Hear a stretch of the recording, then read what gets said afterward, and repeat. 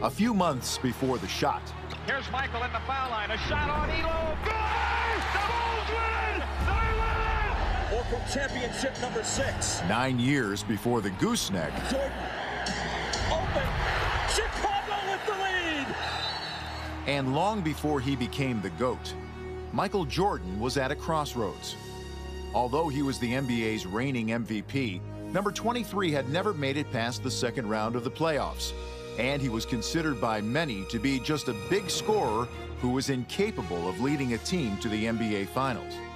The Bulls were spinning their wheels late in the 1988-89 season, struggling to maintain the pace they had set the previous year when they won 50 games.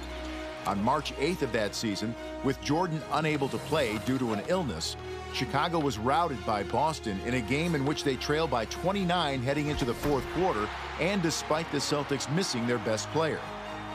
It was Chicago's third straight loss and prompted head coach Doug Collins to make a radical lineup change. He moved Michael Jordan to point guard.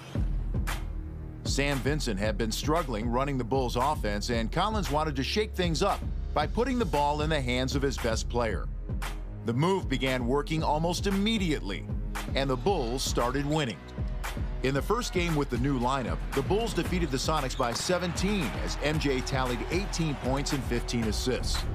2 nights later, Chicago crushed Indiana 122-90. Michael recorded his first triple-double as a point guard, 21 points, 14 rebounds, and 14 assists. After a mini slump in which they dropped 2 of 3, the Bulls put together a winning run that turned their season around and featured one of the greatest triple-double streaks in NBA history. Here's Jordan from deep. Yes!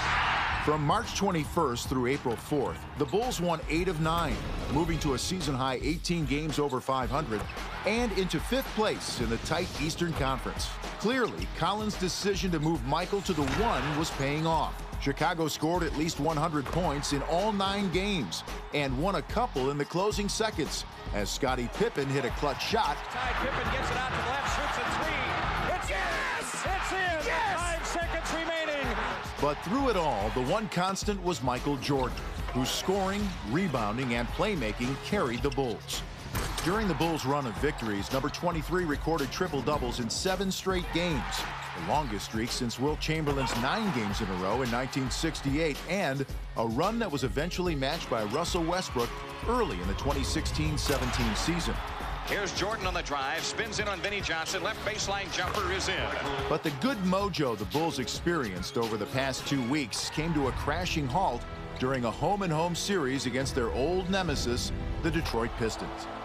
The Bad Boys were clearly the best team in the Eastern Conference, and Chicago did not have an answer for the sweet playmaking of Isaiah Thomas. Long bouncer to Aguirre to Dumars on the break. He lays it in. And the clutch shooting of Vinnie Johnson. Vinnie Johnson sticks another one from wide to the right. And like most Pistons-Bulls battles of the 1980s, the games were physical and a little nasty.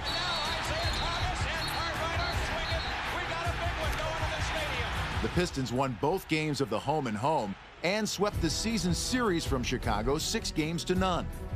The loss stung even more for Michael Jordan, who, despite scoring a total of 71 points in the 2 games against Detroit, saw his triple-double streak snapped. We've been on the verge of beating this team a few times, except for down the stretch. We make mental mistakes and errors, and they capitalize on it. But Michael's statistical drought didn't last long. The point guard bounced back from the Pistons series to record triple-doubles in his next 3 games, including a 47-point, 11-rebound, 13-assist masterpiece in Indiana. That gave him 10 triple-doubles over an 11-game span that encompassed 21 days.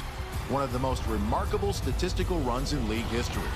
He had 37 points, 10 rebounds, 10 assists, 3 steals. Yet the Bulls kept losing. They ended the season dropping 8 of their last 10, despite Jordan recording another triple-double on April 21st against the Bullets. He went for 34 points, 14 rebounds, 11 assists. All told, in the 24 games in which he played point guard, Jordan averaged 30.4 points, 9.2 rebounds, 10.7 assists, and registered 12 triple-doubles. Although the Bulls went a mere 13-11, it showed the league how he could dominate a game by doing more than just scoring. In the first round of the playoffs, the 6th-seeded Bulls stunned the 3rd-seeded Cavaliers in the deciding Game 5, thanks to one of the most indelible moments in playoff history. Here's Michael at the foul line. A shot on Elo. Good! The Bulls win! They win! The shot took Jordan to another level and left his opponents in awe. I don't know. We try and try, but it is just hard to stop that guy. I mean, I don't know what to do. In the second round, the Bulls took down the 2nd-seeded Knicks in 6 games as his airness averaged 41 points, 10 rebounds, and 9 assists over the final 4 games of the series. Once again, the opposition was left shaking their heads. Michael Jordan's the greatest player. Going to go down the greatest player, if not of all time, because he makes people better. He's phenomenal, and we are not embarrassed to lose to the Chicago Bulls. But in the Eastern Conference Finals, the Bulls' incredible playoff run was halted by who else? Detroit's Bad Boys. The series was a lot more competitive than it was during the regular season, as every game was decided by single digits. Stanley with 1 on the clock. Oh, heartbreaker for Chicago. Although the Bulls' season was over, number 23 showed that he was more than just a scorer. He was a willing passer, a clutch shooter, and the ultimate leader. We kind of stood in their way. We gave them a little competition. We gave them a little fight. I think we humbled them. I think we learned a lot. We gained a lot of experience by going against a team that may win it all.